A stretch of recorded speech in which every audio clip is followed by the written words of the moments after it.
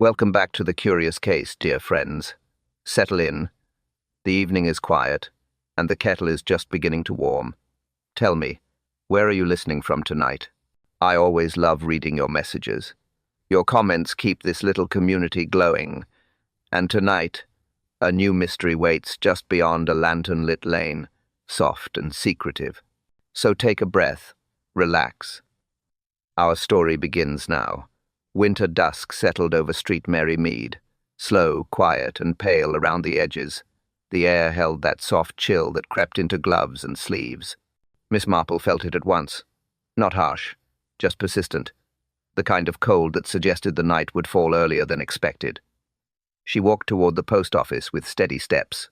Her scarf was tucked neatly under her coat. Her eyes moved gently across each cottage window.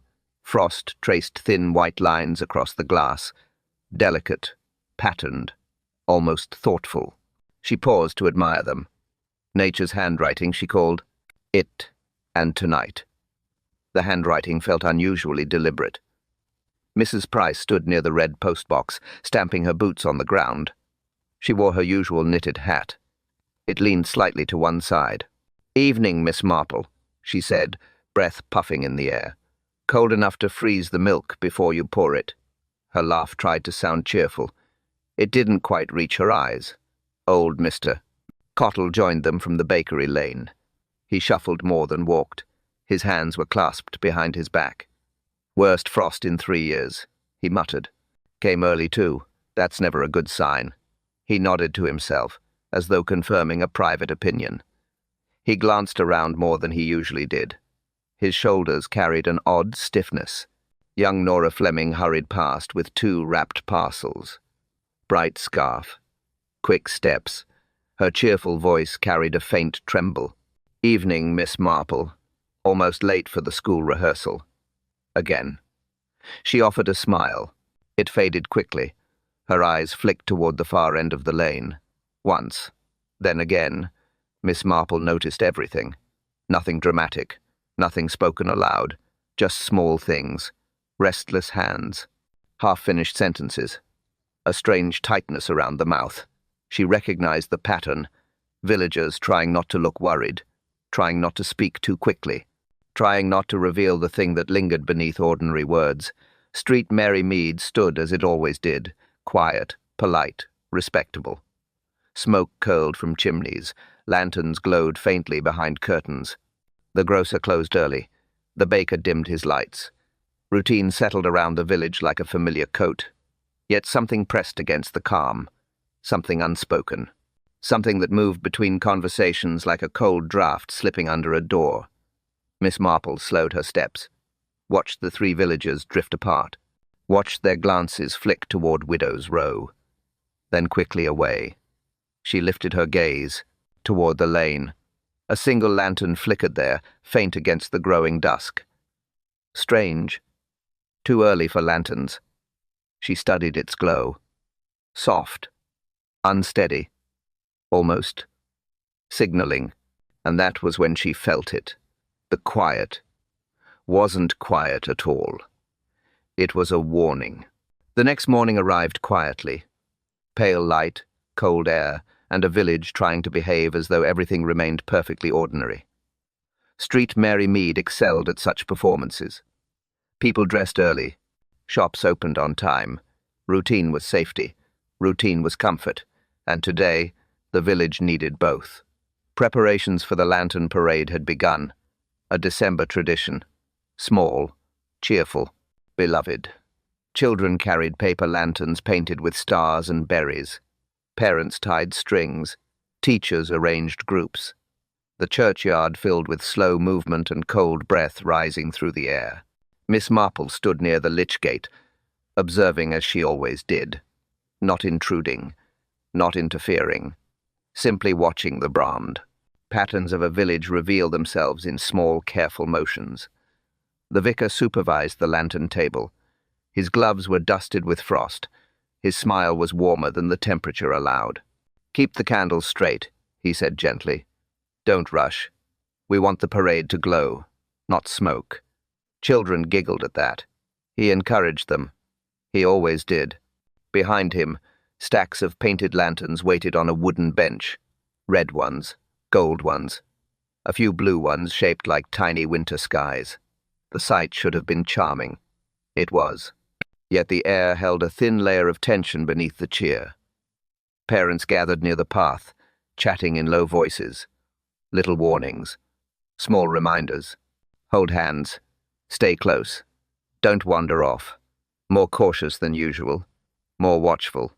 Miss Marple caught these shifts instantly. This wasn't fear. Not quite. It was something quieter, something uncertain. Then she saw it. A brief moment. A flicker of unease. Schoolmaster Mr. Hadley emerged from the vestry door carrying a box of extra lantern wicks. His coat was buttoned wrong. His steps were too hurried. He muttered something under his breath, smoothing his hair with a restless hand. At the same moment, Clara Finch approached from the other side of the churchyard. Black coat. Small steps. Eyes lowered. She held a list of children's names, her fingers gripping the paper too tightly. Her face looked pale, as though the cold had reached deeper than skin. Their eyes met. Mr. Hadley. Mrs. Finch. Just for a second. A tense look passed between them. Quick, sharp, unspoken. A message carried in silence. Miss Marple noticed immediately. She always noticed the looks that weren't meant to be seen. Looks said far more than words. Looks were honest in ways voices rarely were. Mr. Hadley turned away too fast. Clara Finch pressed the list to her chest. Neither approached the other. Neither acknowledged what had just happened. Miss Marple filed it quietly. A thread. Nothing more. Not yet. The children's laughter rose again. The vicar lifted a lantern above his head and smiled. Parents applauded. Routine returned. Or pretended to. The lantern parade would go on. It always did. Tradition mattered. But beneath the cheerful preparations, beneath the lantern colors, beneath the cold December air, something else moved. Something whispered behind ordinary moments. A faint shadow had entered the day, and it wasn't leaving. The churchyard grew busier as the morning stretched on. More children arrived. More parents hovered. More lanterns were placed on the long wooden table beside the vestry wall. Ordinary commotion. Ordinary chatter. Everything moving in its familiar, comforting rhythm. Miss Marple stepped closer to the lantern display, drawn not by the color or the patterns, but by a small, oddly quiet space at the edge of the table. One lantern sat apart from the rest. Alone. Off balance, as though someone had placed it there in haste. She noticed it instantly. It was hand-painted. Blue background. White stars. A thin border of red at the top. A child's careful work, but something wasn't right. The glass pane on the front was cracked. Clean line, sharp angle. Not shattered, just fractured, as if pressed deliberately by a small but determined hand. Miss Marple leaned in. The wick was missing. Not loose, not dropped. Removed. She touched the edge lightly. Cold. Stillness clung to it. Not the ordinary stillness of an unused lantern, no. This was different. This one had been handled with tension, not excitement. She straightened slowly. Someone approached behind her. Soft steps, uneven, a child's rhythm. "Morning, Miss Marple." Timmy Finch, Clara Finch's son. Quiet boy, polite, always watching his shoes more than the sky. He reached toward the lone lantern. Quick, then stopped. His hand froze in mid-air. "Miss Marple," smiled gently. "Is this yours, dear?" Timmy withdrew his hand at once. Too fast, too sharp. He hid it behind his coat. His eyes flicked away. Left, right, anywhere but the lantern. It fell," he whispered. "By itself." He nodded hard, as if trying to convince his own voice to stay steady. "It just slipped. I didn't touch it. It was an accident." Miss Marple tilted her head. "Accidents do happen," she said softly. He swallowed. His jaw trembled.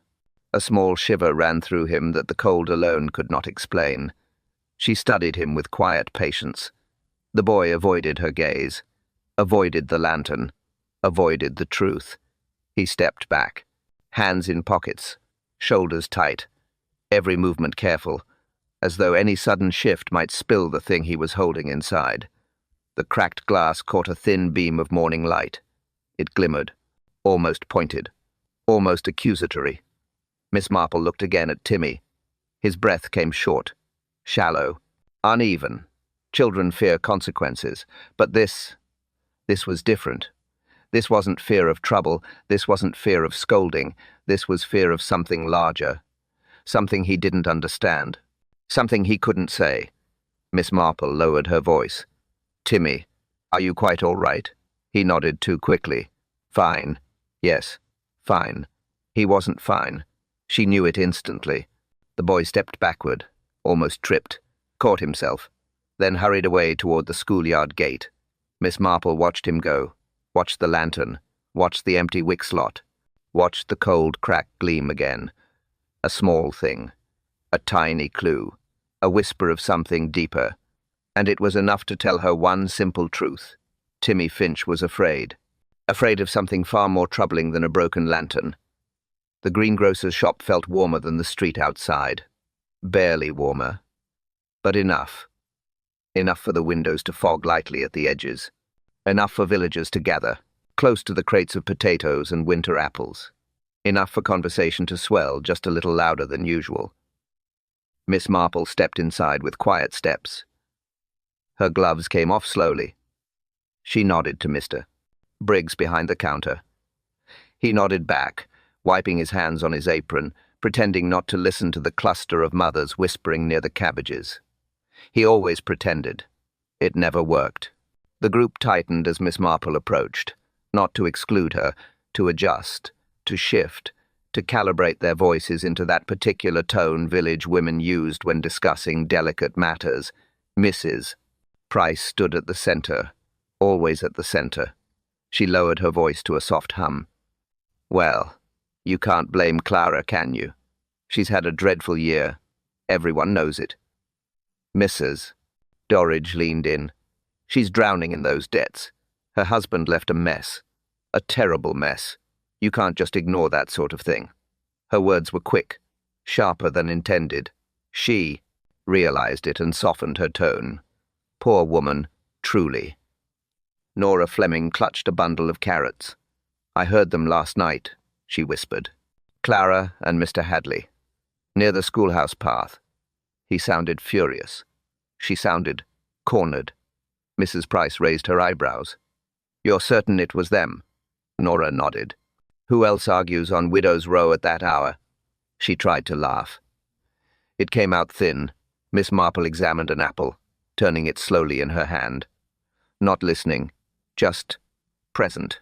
Present in the way she always was when a village's truths began to slip through its seams. Mrs. Dorridge continued, voice lowering even further. "I saw Mr. Hadley walking down Widow's Row after 11. Far too late for a schoolmaster, far too late for any respectable business. And he wasn't just walking, he was marching."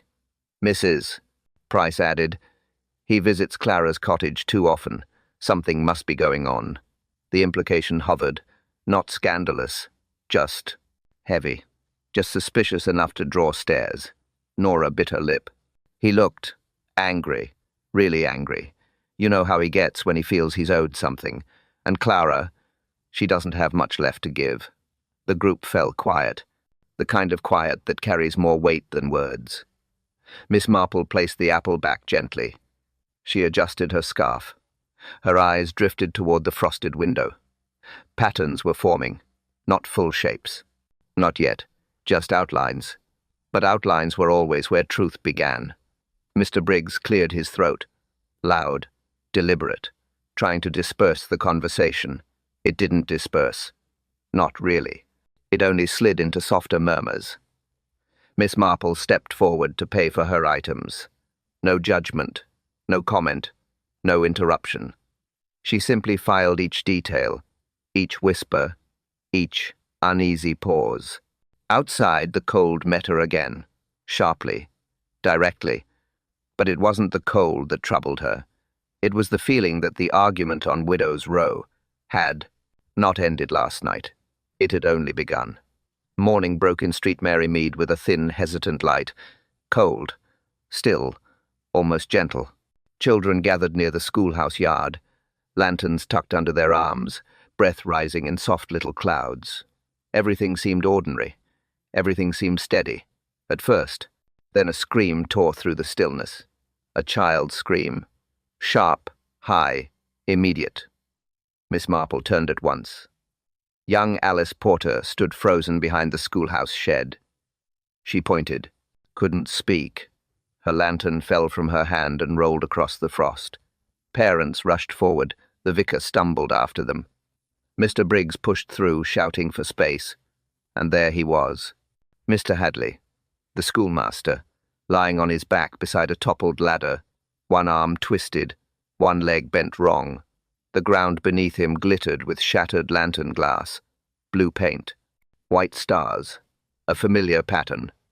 The same pattern Miss Marple had seen only yesterday. Gasps rose across the yard. Hands flew to mouths. Children cried openly. Several mothers turned away. Miss Marple stepped closer. Not hurried, not dramatic, just steady. Her eyes moved slowly from the ladder to the shards to the position of the body. She noted the angles, the distance, the direction of the fall. The doctor arrived moments later, coat unbuttoned, breath heavy. He knelt beside Mr. Hadley and shook his head. "Neck broken," he murmured. "Likely fell from the ladder. Quick, instant." He said the words with confidence. Too much confidence. Constable Warner echoed it at once. "Accidental fall," he declared. "Hanging decorations for the parade." He puffed out his chest as though the case were already closed. The village began to murmur. Soft, fearful, disbelieving. And then Clara Finch appeared. She pushed through the crowd, pale and trembling. Someone tried to stop her. She didn't hear them. Her eyes searched the scene desperately. When she saw the body, she gasped. "No, no, please. Tell me it's not." She collapsed before anyone could answer, falling into the vicar's arms. Her son, Timmy, stood several feet behind her, frozen, face white as frost. Miss Marple watched him first. Not Clara, not the doctor, not the constable. Timmy Finch. His eyes were wide, too wide. Not shocked wide, not grief wide, but terrified wide. He clutched his coat pockets, both hands, tight, as if holding something he didn't want to lose, or something he didn't want anyone else to find. The constable called for order. The doctor repeated, "Accident." The vicar prayed under his breath. Lanterns lay forgotten in the cold. Miss Marple knelt near the shards, not touching, just looking. The wick was missing. Again, her thoughts moved quietly, carefully, pieces fitting. Not enough yet, but enough to unsettle the calm. The ladder, the glass, the lantern, the child, the faint tension in the village. She rose slowly. Her breath fogged the air. The crowd shifted uneasily. Something was wrong, very wrong, and the truth was only beginning to show its shape. The crowd thinned slowly. Children were led away. Mothers whispered in trembling circles. Constable Warner puffed his chest and repeated the word accident until even he seemed tired of hearing himself. Miss Marple waited, quiet, patient, still as frost on a window pane. When the last cluster of villagers drifted toward the gate, she stepped closer to the schoolhouse shed. No rush, no fuss. Just steady observation. The one thing she trusted more than any official verdict. The ladder leaned against the shed wall. Straight, balanced, firm. Not the slightest wobble when she brushed her fingertips along the wooden rung. She pressed gently. It didn't shift. Not even a shiver. Strange. Very strange. A fall from a ladder usually left the ladder at an angle. Skewed. Unbalanced. But this one remained. Posed. Almost arranged. Miss Marple lowered her gaze. Footprints circled the ground. Not one set. Several. Light ones. Heavy ones. Some overlapping. Some leading nowhere. Some starting too far from the ladder to make sense. She bent closer. The frost around certain prints had melted slightly. Heat. Recent heat. A clue that someone lingered here longer than they should have. Her eyes moved to the lantern shards scattered across the earth. She noted the paint, the colors, the shape of each piece. They didn't match the lantern Mr. Hadley had supposedly carried. Not blue, not red, not stars. These belonged to a different lantern entirely. A lantern broken earlier, a lantern she had already seen. She looked toward the path where Timmy Finch had run the previous morning. Her thoughts tightened quietly, not conclusions, not accusations, just patterns. And patterns told the truth long before people did. Then she found the match, half burned, dropped carelessly, still dark at the tip, still scented faintly of smoke. She held it between two fingers. A simple wooden stick, insignificant to anyone else, but not to her, Mr. Hadley had no reason to light a match while hanging decorations. None. Not outdoors, not in daylight, not beside fresh lanterns prepared for the parade. She lifted her head. A faint smell hovered in the cold air. Thin, oily, easy to miss, easy to ignore, but it lingered. Too long, too strong, too deliberate. Lamp oil, freshly spilled. Not an accidental drip, not a casual smear. Someone had used it. Someone had tried to hide something.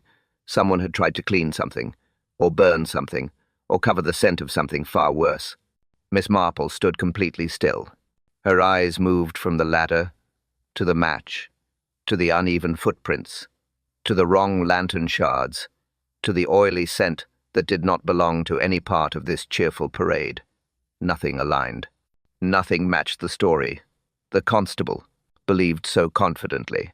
This scene wasn't the aftermath of an accident. It was the beginning of a truth the village wasn't ready to face, and the truth was pointing directly toward Widow's Row, a place where someone was already lying.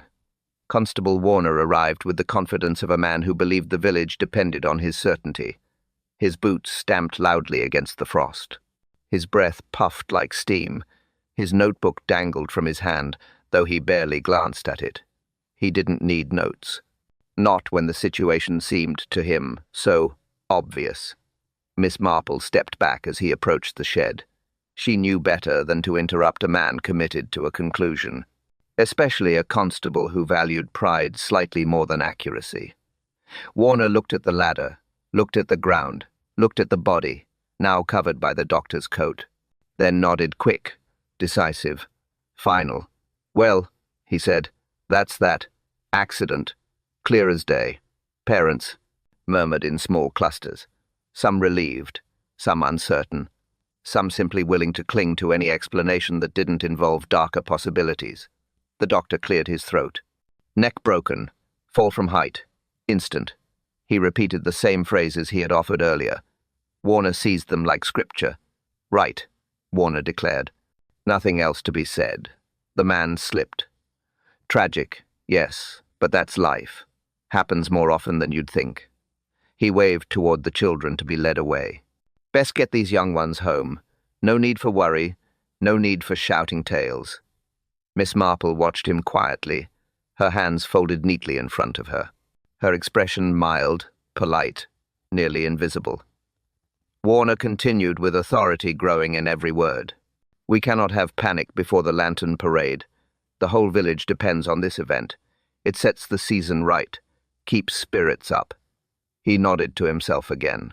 Everything must proceed as usual. Usual, normal, safe. Words people clung to when they didn't want to think. He turned back to Miss Marple. "Now then, you were nearby. You saw the scene. Nothing unusual, eh?" He smiled, a smile that expected agreement. Miss Marple returned it gently. "Nothing." "Conclusive," she said in her soft, thoughtful voice. He took that as confirmation, not caution.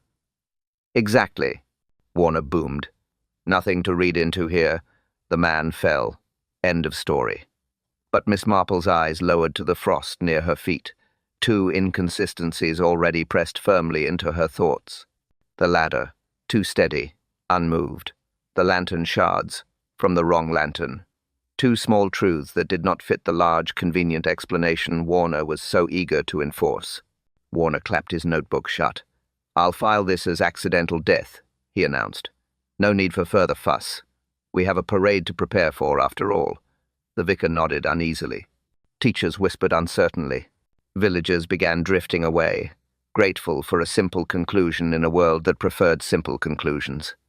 Miss Marple remained still, calm, silent, observant, because accidents had patterns, and this scene had none.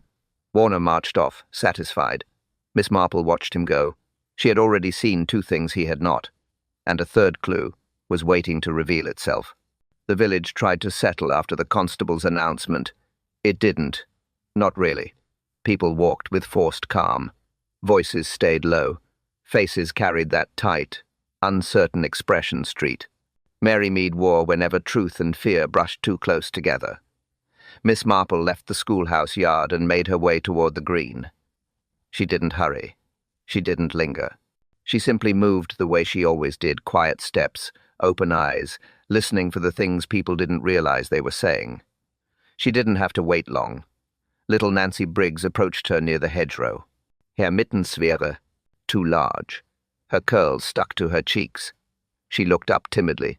Miss Marple? Her voice was soft, barely there. Miss Marple knelt a little. Yes, dear? Nancy swallowed, twisted her mitten, then whispered, I heard something last night. What sort of something? She hesitated, looked around, lowered her voice even more. Grown-up shouting, near the shed. She paused. It was late. Too late. Mum told me to go back to bed, but I heard it anyway. Two voices, one angry, one scared. Miss Marple's eyes softened. Did you recognize them, child? Nancy shook her head quickly. No, but it didn't sound nice. She looked down at her boots. It sounded like trouble. Miss Marple thanked her gently. Nancy ran back toward her mother, relief in every tiny step. A gust of wind brushed along the lane, cold, quiet, carrying more whispers than warmth. Miss Marple continued toward the row of shops. She had barely reached the rubber, greengrocer's corner when Mrs. Price appeared flustered, red-cheeked, holding a bag of flour as though it offered courage. Miss Marple, I shouldn't say anything. Truly I shouldn't. Which in village language always meant she was absolutely going to say something. Miss Marple gave a small nod. I'm listening. Mrs. Price lowered her voice. Clara Finch was burning papers this morning. Early. Very early. Smoke pouring from that little chimney of hers before sunrise, and she never lights the fire that early. Her eyes darted left and right. It looked like she wanted whatever she was burning gone. Completely gone. Miss Marple absorbed the words silently. Nothing surprised her. Not any more. But everything mattered. Mrs. Price leaned closer. You don't think... Well, you don't think it means anything, do you? Miss Marple gave her a calm, neutral smile. I think everything has meaning, my dear. Even the things we wish didn't. Mrs. Price shivered. Whether from cold or worry, Miss Marple couldn't tell. She walked on, toward the bench under the old elm tree, where old Mr. Cottle sat with his cane across his knees, glaring at the frost like it had offended him personally. He didn't wait for Miss Marple to speak. He didn't even look at her. Hadley stirred trouble, he muttered. Stirred it where he should have stayed silent. Poked into business that wasn't his. He had a way of pressing people, pressing too hard. Miss Marple stood still, quiet, listening deeper than his words. He tapped his cane. Once. Hard. He made enemies without noticing, or maybe without caring. He looked up at her finally. His eyes were tired, sad, and when a man like that meets a dark corner, sometimes only one of them walks away. Miss Marple thanked him and stepped back. Human emotion always revealed motive. Always. Fear, guilt, resentment, protection, all swirling beneath the village calm. She turned toward Widow's Row. The cold deepened. Someone there knew far more than they dared to speak. Miss Marple walked slowly along the lane, her steps quiet on the frost. Not hurried, not wandering, just thoughtful. The sort of walk she took when the village began whispering truths beneath its breath. The pattern had started forming the moment she saw the broken lantern. It grew clearer with each confession. Now, as she moved past the churchyard wall, the shape of it pressed more firmly into her mind. She had seen this pattern before. Not here. Not in Street Mary Mead. But in a small village outside Cheltenham, many years ago. A case few remembered now. A case she remembered perfectly. A frightened young man. A strict father. A broken tool beside a barn. An accident quickly declared to keep the neighbors calm. And one tiny detail, a detail no one noticed, had revealed something deeper. A mother's trembling hands. A burned note in her hearth. A ladder placed too neatly after the fall. Yes, Miss Marple remembered it vividly. Fear mixed with secrecy. Guilt mixed with desperation. A family protecting its own. A village pretending not to see. The memory fit too cleanly with what she saw now. In Street Mary Mead, the players were different, but the emotions were the same. Clara Finch's pale face. Timmy Finch's shaking hands. Nancy Briggs's whisper about shouting near the shed. Mrs. Price's story about burning papers at dawn. Old Mr. Cottle's muttered warning about Mr. Hadley pressing too hard. And the scene behind the schoolhouse shed, arranged, positioned, made tidy where real accidents were never tidy at all. Miss Marple slowed her pace. A robin hopped across the lane. She watched it for a moment, letting her thoughts settle the way the bird settled on the low branch. People revealed themselves in small ways, in tone, in movement, in what they hid, and in what they tried too hard not to hide. She knew the signs of fear. Children showed it first. They always did. Timmy Finch had held his pockets too tightly. His voice had cracked. He had looked everywhere except at the broken lantern that once belonged to him. She knew the signs of guilt. Adults showed it differently. In burned paper. In nervous explanations. In stories that felt rehearsed, even when spoken softly. And she knew the signs of desperation. Those were the most dangerous. Those were the choices people made in the dark, to protect someone they loved. Miss Marple paused at the corner where Widow's Row began. The cottages were quiet, curtains drawn, chimneys smoking faintly. She looked at the narrow street. It felt heavy, waiting, holding its breath. The pattern had aligned itself. This crime was personal, very personal, driven by fear, not malice, and staged carefully, not cleverly. The kind of staging done by someone frightened, not someone cunning. She folded her hands neatly. There was no doubt in her mind now. The truth was close, closer than anyone in the village dared to imagine. But one final piece, one final admission, still waited in the shadows of Widow's Row. Widow's Row sat in a hush that felt heavier than the cold. Curtains stayed shut, doors stayed closed. Only one thin trail of chimney smoke rose into the pale afternoon sky. Clara Finch's cottage. Miss Marple walked toward it with steady steps. No rush, no hesitation. Just quiet determination, the kind she carried into every difficult doorstep. She knocked gently. No answer. She knocked again, softer this time. The door opened a crack. Clara Finch stood behind it, eyes red, face pale, hands trembling around the edge of her shawl. "Oh, Miss Marple." Her voice broke at once. A whisper, then nothing. "May I come in, dear?" Miss Marple asked. Her tone warm, careful, almost motherly.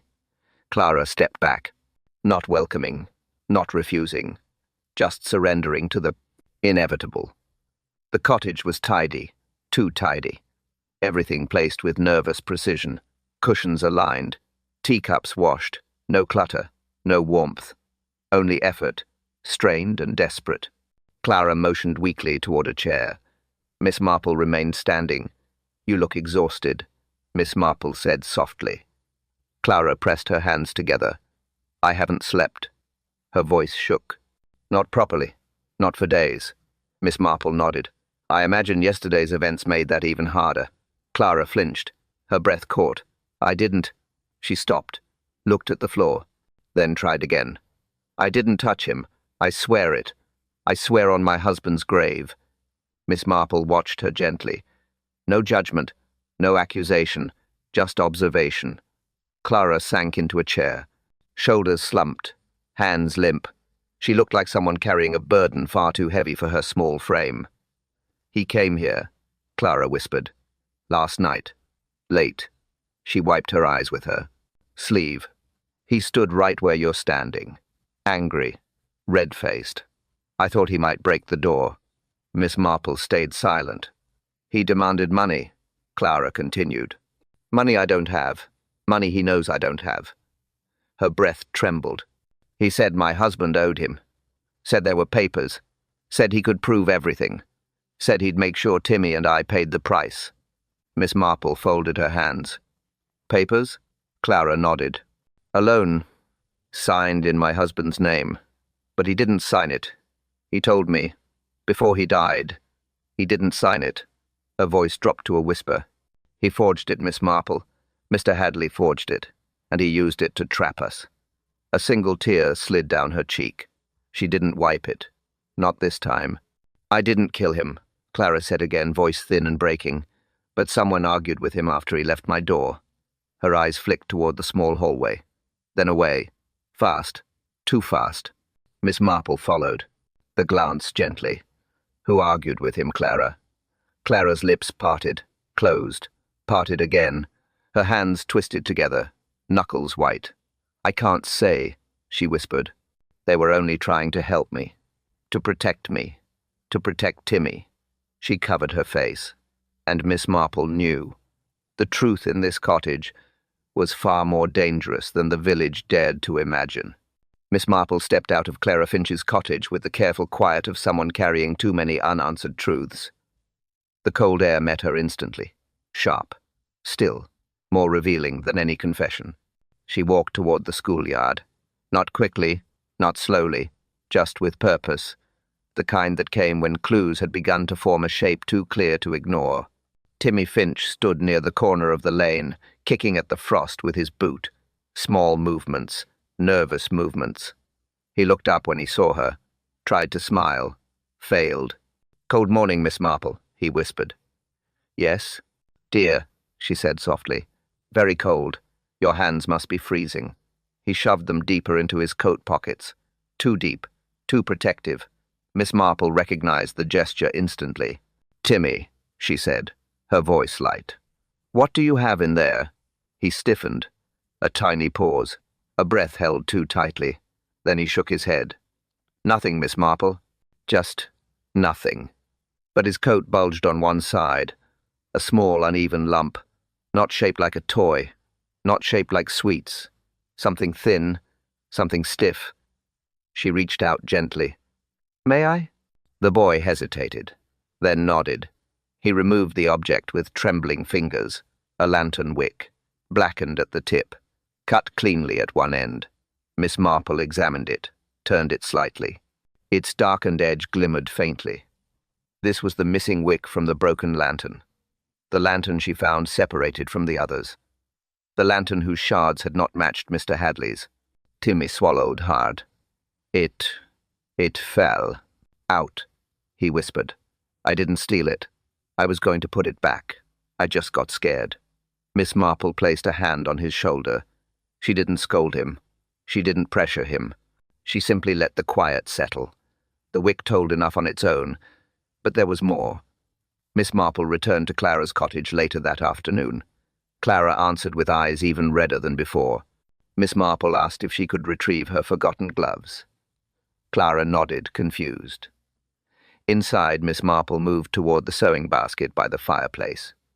Her gloves were not there, but something else was. A small notebook, half hidden beneath spools of thread.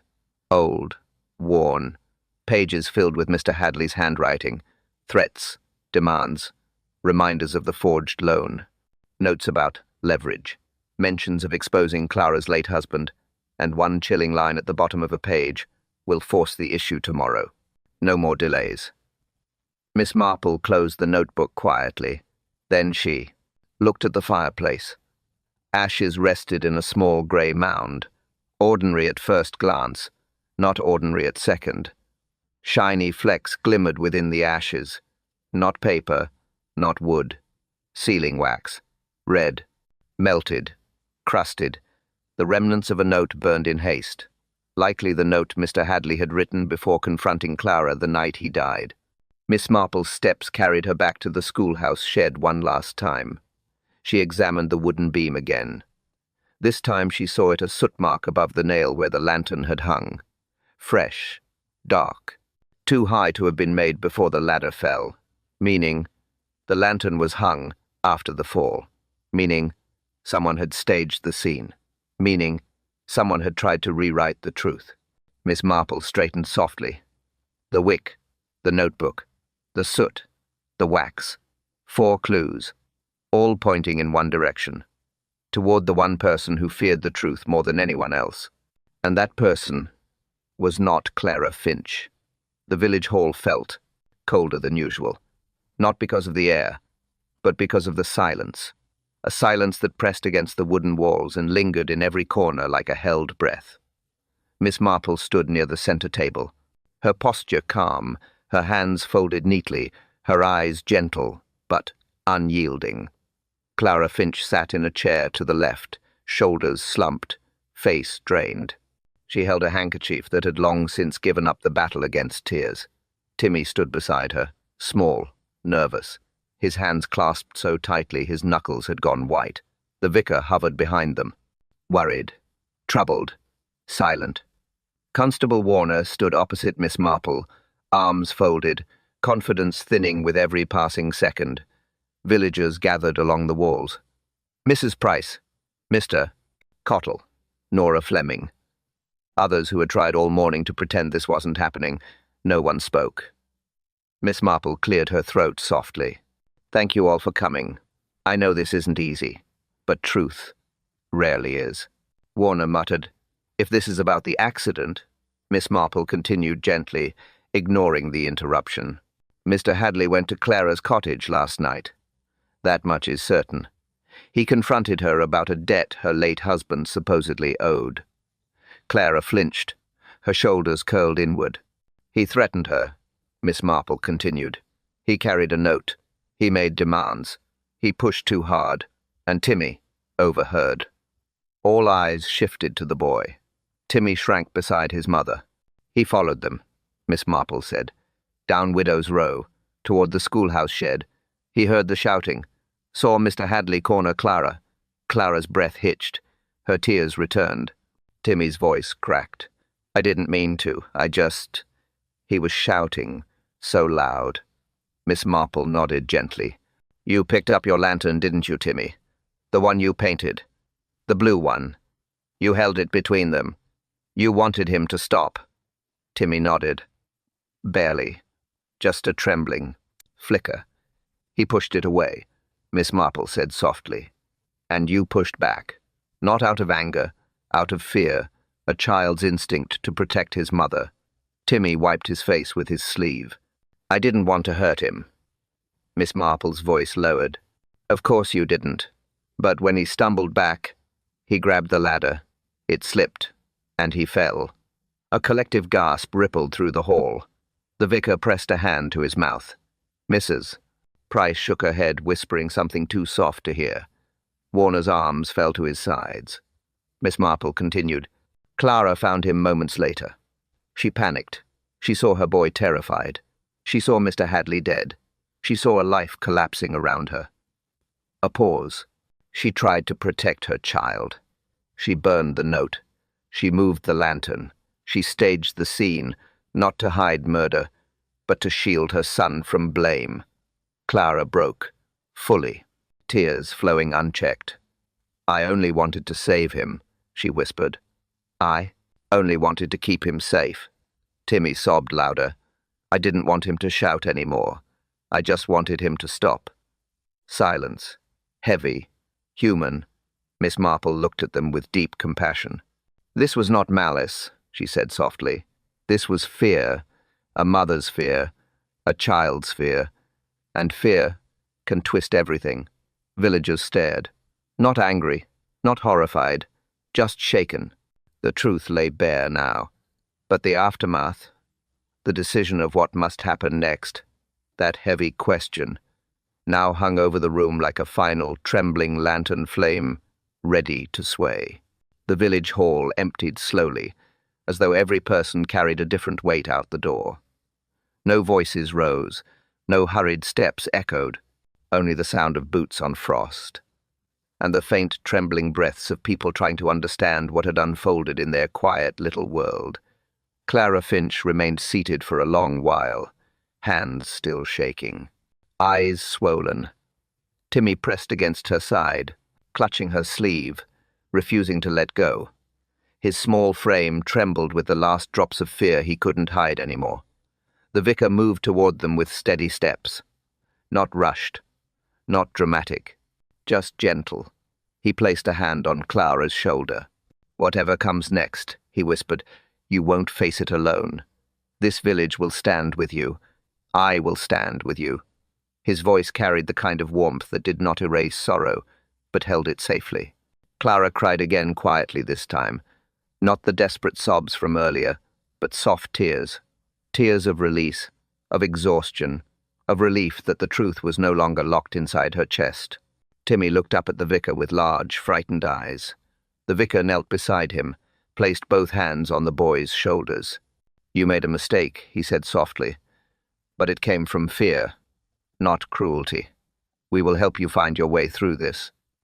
Timmy buried his face in his mother's coat. He didn't speak. He didn't need to. Miss Marple stood nearby, quiet, thoughtful, watching the way sorrow softened into understanding, the way chaos slowly settled into something calmer, the way truth, however painful, began to stitch the village back together. She stepped forward, her voice gentle. "Fear, my dears," she said, "can lead even the kindest hearts into dangerous places. It blinds us, it rushes us, it steals our good sense before we know it." She looked at Clara with steady compassion. "And secrecy is fear's closest companion. They make terrible partners." Clara nodded weakly. Every word struck deep. Miss Marple continued. "But truth, when it rises, even slowly, gives us a chance to mend what fear breaks." The vicar nodded in quiet agreement. He guided Clara and Timmy to their feet. "Mrs." Price approached them with a trembling attempt at a smile. Others followed Mr. Cottle, Nora Fleming, Mr. Briggs, each offering a soft word, a hand, squeeze, a promise of support. Not forgiveness yet, but community. Community first. Outside, the cold afternoon light touched the village green. Children's lanterns retrieved, repaired, repainted, were placed carefully on the long tables once again.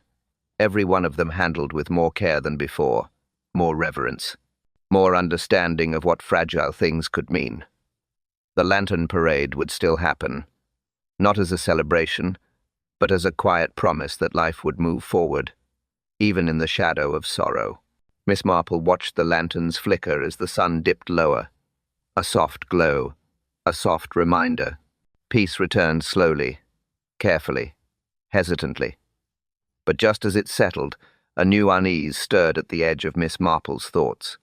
A detail she hadn't spoken aloud yet. A detail she needed to revisit before the night arrived. Davis returns with a quiet breath, the kind that settles a room before a single word is spoken. The kettle hums softly. In the background, a teacup rests beside him, steam lifting in slow, gentle curls, like thoughts rising after a long day of buried truths. He speaks in a low, steady voice. "Fear," he says, "is a strange companion. It twists good hearts. It rushes kind intentions. It blinds people who are simply trying to survive the weight of their worries." He pauses, letting the warmth of the tea fill the silence. "And yet, truth always rises. Not loudly, not fiercely, but gently, like dawn after a heavy night. It comes when it's ready. It comes when it's needed." His fingers tap the side of the cup. The sound is soft, comforting. He reflects on the village, its sorrow, its strength, its slow healing. "People mend in their own time," he murmurs. "And villages, well, they mend together." A final swirl of steam drifts upward. He lifts the cup slightly. Truth cools slower than tea. The room grows still, and as the last curl of steam fades, Davis feels something else stirring in the air, something the night hasn't revealed yet. Davis returns with a warm, steady tone, the kind that closes a long night gently. He lets a quiet breath settle before he speaks. "Thank you," he says softly, "for sharing this evening with us, for walking through street. Mary Mead's shadows, and its light, right beside me." His voice carries that familiar warmth. Slow, thoughtful, comforting. He leans a little closer, as though speaking directly to one listener at a time. "Tell me, what clue stood out to you first? Which moment made the truth begin to take shape for you?" A small pause, a soft exhale. "And where," he asks gently, "are you listening from tonight? I always love reading your messages." The teacup clicks lightly against its saucer. Davis smiles, a quiet smile you can hear more than see. "And tomorrow, another kettle will boil." The voice returns in a soft, echoing whisper, the kind that drifts in at the edge of lamplight. Davis speaks gently, almost as though he doesn't wish to disturb the night settling outside the window. "Before you go, listen closely," he murmurs. "There's another story waiting. Another shadow just beginning to stretch across a quiet corner of the village. A faint rustle, a breath, a promise. One quiet lane, one locked drawer, one truth waiting beneath the dust. The whisper lingers, slow and deliberate, inviting listeners toward the next secret waiting to be uncovered. A soft, closing hush settles over the final notes of the evening. Davis's voice returns, gentle as candlelight, offering one last whisper before the story fades completely. "Tonight's tale," he says quietly, "was written in the warmth of curiosity, shaped by the small questions that linger in quiet rooms, and the quiet truths that rise when we least expect them." He lets the silence breathe. "For those who believe every village carries secrets, and every secret waits for the right listener. Thank you for being here." A final pause. A final warmth. The night closes, softly. Snow drifts gently over Widow's Row, falling in slow, quiet spirals that soften every roof and every shadow. A single lantern glows in the cold, its small flame steady against the winter air. A reminder of truth found, and truth endured. Miss Marple walks home beneath the dim sky, her steps calm, her thoughts quiet, her figure fading slowly into the dark, as the village settles and the night closes around her.